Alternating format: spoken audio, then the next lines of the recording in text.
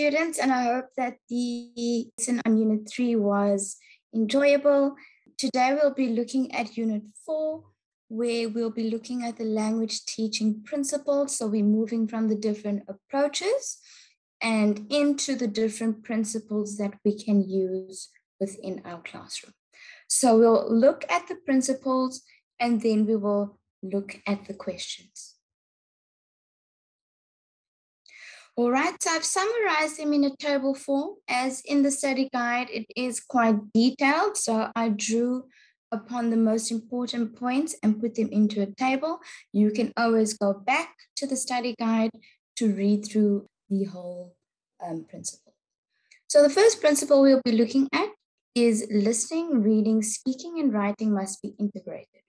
Okay, so these principles will guide your teaching and how your language teaching should be put in place. Okay, so the first one is that all 4 language skills should be integrated, which means that they should be taught not in isolation but together. So for example, listening and speaking can be integrated, writing and reading can be integrated, reading and speaking can be integrated, and listening and writing can be integrated. So there's an illustration on page 30 in the study guide. I would like you to look at that illustration and see how they have divided the skills into their own separate little square, but also they can show you how you can integrate each one. And it also shows you how you can integrate thinking skills within these 4 language skills. Okay. The principle number 2 is language teaching must be communicative. So this means that learners should be given the opportunity to practice or produce a language in a natural manner.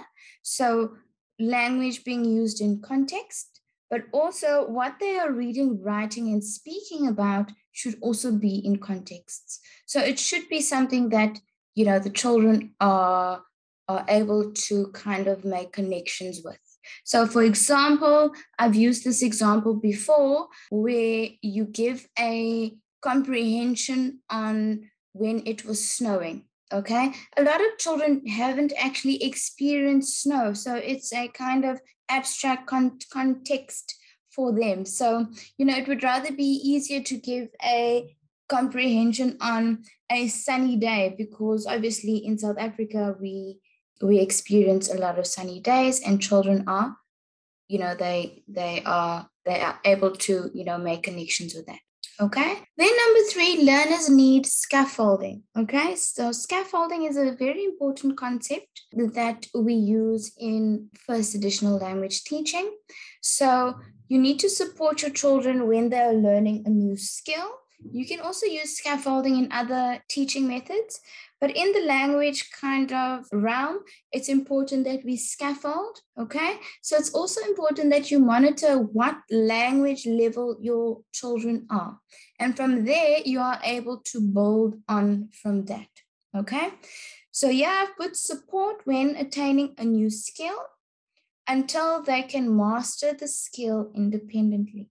So if you look at the writing process, that is kind of a scaffold, a scaffolding interaction with your learners, whereas you take each step slowly, slowly, slowly, and teach them how to do that step slowly, slowly, slowly throughout the year. And hopefully by the end of the year, they will be able to model that process independently. Okay, so that also depends on how good your scaffolding, how good your support is to your learners, so that, you know, at the end of the year, they're actually able to master that skill. Okay, and it's important to monitor each child's progress as well. You don't want to move on or expect children to do something independently, but yet they haven't really gotten to that stage of their progress yet. So it's good to monitor your learners. Okay, principle number 4, language activities in the classroom are based on actual everyday situations. So I've done and I've said this many times to you before. You need to imitate real life situations in the classroom. So for example, going to the shop, sitting at the airport, riding on a bus. What conversations do we have in these certain circumstances? Create these opportunities for learners through role play and dialogue. You can also play them a video, play them a song, play them an interview from a radio broadcast. Okay, so use different kind of technologies and materials in this sense. Okay, it's also important to activate the imagination to escape to another world through play. So not only are we talking about everyday situations, but you can also take them on a journey to a forest, for example. Maybe they've heard of a forest, maybe they've seen a forest in the cartoons that they watch, but through imagination, you can do a lot of things, and they are able to learn a lot of things through this as well. And then it's also important that you explore outside the classroom, okay? So for example, if you are learning transport in the classroom, it's important to take the children to maybe a transport museum. You could even ask a parent to bring one of their kind of trucks or cranes or, some kind of transport to school, and they can demonstrate or show the children at school. But it's just important that you take them outside and you allow them the opportunity to explore outside. If you aren't at the advantage of being able to, do a day out of school, you are welcome to, use your creativity and create opportunities within the school grounds. Okay. Number 5, language teaching is learner-centered. Okay, this is very important. Okay, so the communicative approach is learner-centered, and that's obviously we are going to encourage a lot of communication in our classroom. So that means we're using this kind of approach. Okay, so motivate learners to learn the language by building and expanding the current knowledge and experiences.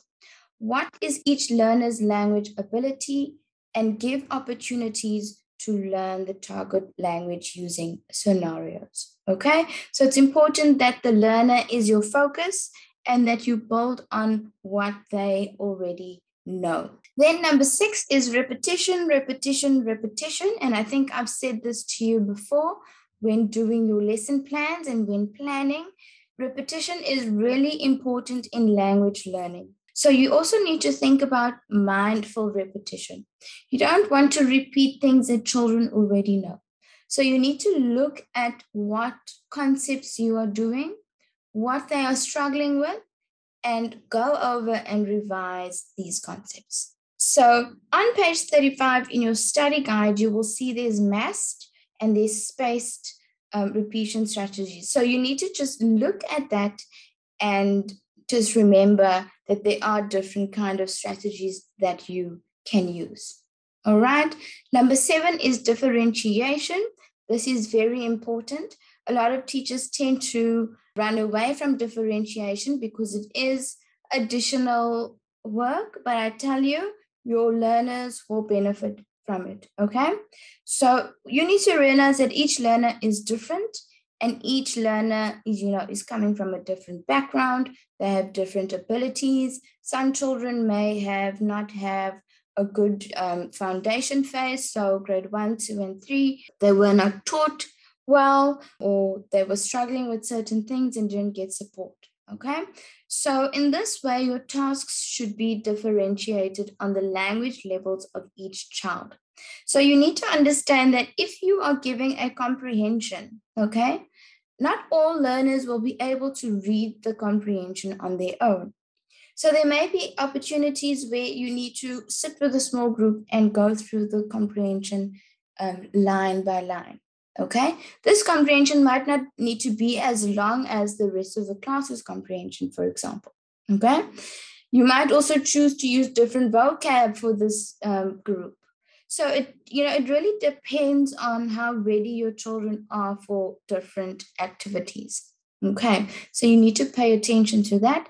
And again, if you monitor progress, you will know which level your children are on, and therefore it will be easy to differentiate in that sense.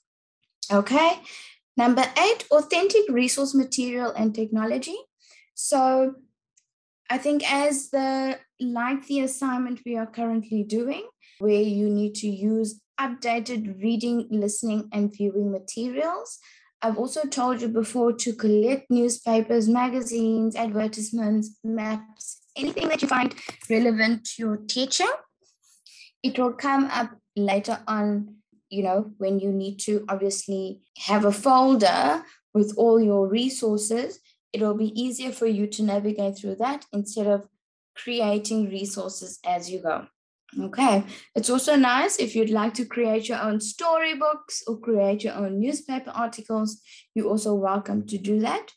And then it's also important to provide children with resources as like voicemail, so on the phone, how to leave a message for someone, also filling out forms. It's not something that you are taught. You kind of, as an adult, need to learn what a form is, what information do you need, how do you fill it out.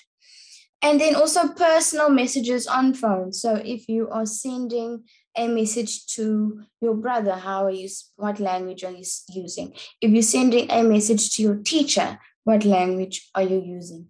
Are you sending a message to your pastor at your religious institution? What language are you using? Okay, so it's important to think about your resources and materials and also to incorporate technology because we are at that age where children are exposed to technology on a daily basis. All right, principle number 9 is the progression from year to year. So this is why planning is important and you need to always revert to CAPS, okay? So progression from year to year is quite easy because obviously the work in grade 3 will be a little bit easier than the work in grade 4, okay? But as a teacher, throughout the year, there needs to be a progression and a level that your work is set at. Okay, that level cannot stay constant from January to December. Okay, that level obviously needs to increase, so your tasks and your activities need to become more challenging as the year progresses, so that we're not stuck on learning greeting words that we learned in January and we're still doing that in December.